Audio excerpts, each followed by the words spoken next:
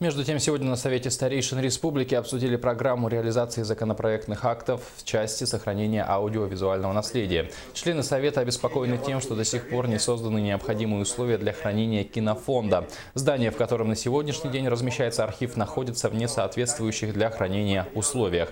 Как отмечает Совет старейшин, нужны средства для постройки нового здания кинохранилища и приобретения необходимого оборудования. Негде хранить, здание заражено грибком, а там должна быть специальная влажность, специальная температура.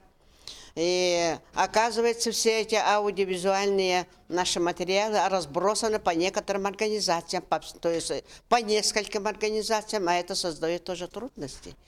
Поэтому мы сегодня рассматриваем этот вопрос ну хотя постановлений много, и правительство, и Министерство культуры, но чтобы это было действительно, это принятое постановление и реализовалось в жизнь.